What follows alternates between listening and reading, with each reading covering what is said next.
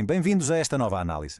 Hoje vamos desvendar uma crise profundamente complexa e que, francamente, afeta grande parte da América Latina, a expansão do narcotráfico.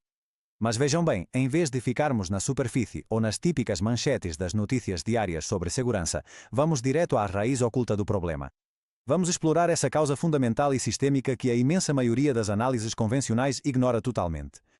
Para não nos perdermos, este é o nosso roteiro de hoje. Começaremos com o poder do narcotráfico.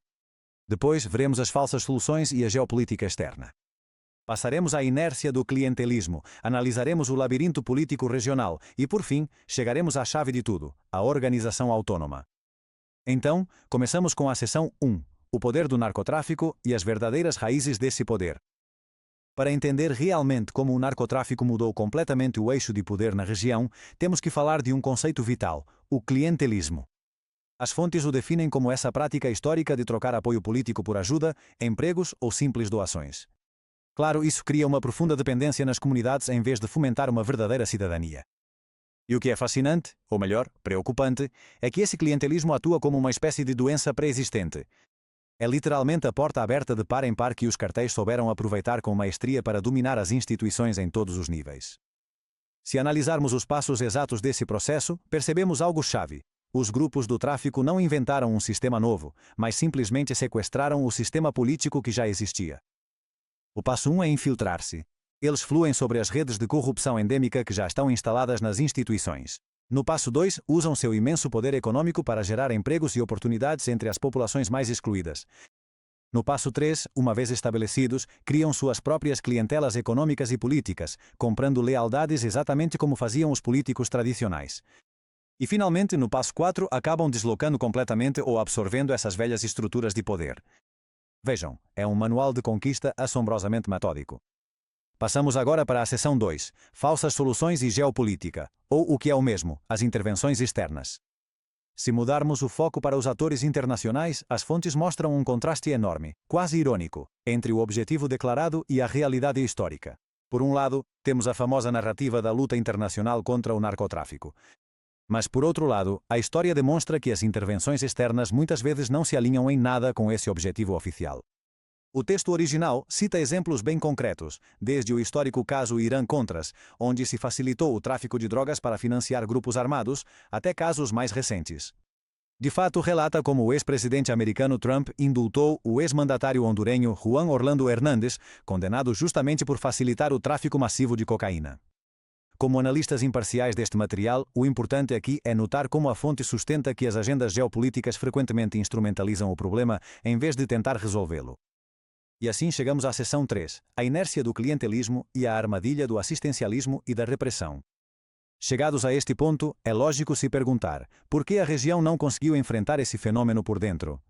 Pois bem, o documento aponta para duas respostas políticas dominantes, mas que falharam fragorosamente. Por um lado, temos a inércia assistencialista, associada historicamente a amplos setores da chamada esquerda democrática. O argumento aqui é que o assistencialismo estatal, somado à corrupção herdada, acabou desmoralizando as bases populares e criando passividade.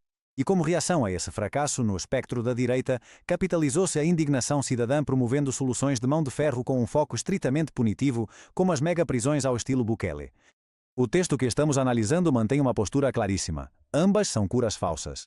Uma perpetua a dependência social e a outra aplica a força bruta repressiva, mas nenhuma resolve as profundas condições de exclusão que realmente alimentam os cartéis. Seção 4. O labirinto político regional e o panorama latino-americano atual.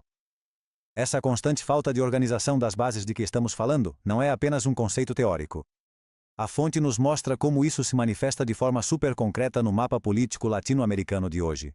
No México, por exemplo, embora o texto reconheça avanços sob a chamada Quarta Transformação, aponta criticamente uma carência de organização sólida nas bases que possa garantir uma resistência permanente contra o tráfico.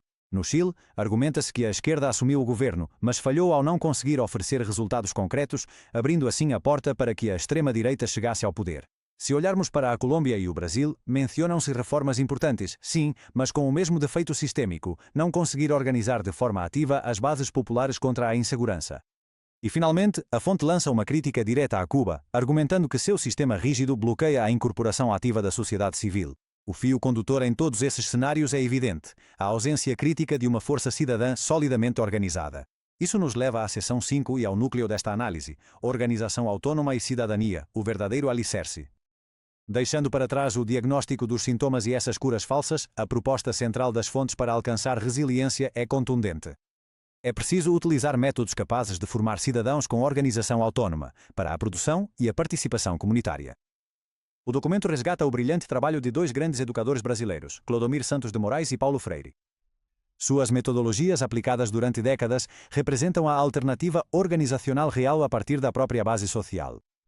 Basicamente, trata-se de utilizar a educação prática e a capacitação empresarial comunitária não para distribuir esmolas do Estado, mas para criar organizações populares verdadeiramente autônomas e produtivas. Segundo o texto, este é o antídoto cientificamente comprovado tanto contra o clientelismo passivo quanto contra a simples repressão bruta. Se colocarmos ambos os modelos frente a frente, a diferença é abismal. Por um lado, temos o sistema atual, uma sociedade mantida na constante dependência do clientelismo ou submetida à mão de ferro, o que a torna tremendamente vulnerável a ser absorvida pelas redes do narcotráfico. Mas diante disso surge a alternativa real defendida pela fonte, a organização autônoma. De fato, o objetivo central desta análise é ressaltar justamente isso, a importância vital da organização autônoma como única base sólida para a cidadania. Fomentar políticas integrais de educação e emprego empodera as comunidades para que desenvolvam suas próprias empresas e assumam um papel protagonista. Sem essa independência estrutural na base cidadã, qualquer política de Estado será inevitavelmente insuficiente diante do gigante do tráfico. E com todo esse panorama sobre a mesa, nos resta uma reflexão final inevitável. Será que conseguiremos superar essa inércia clientelista histórica para construir uma verdadeira cidadania autônoma diante da crise atual?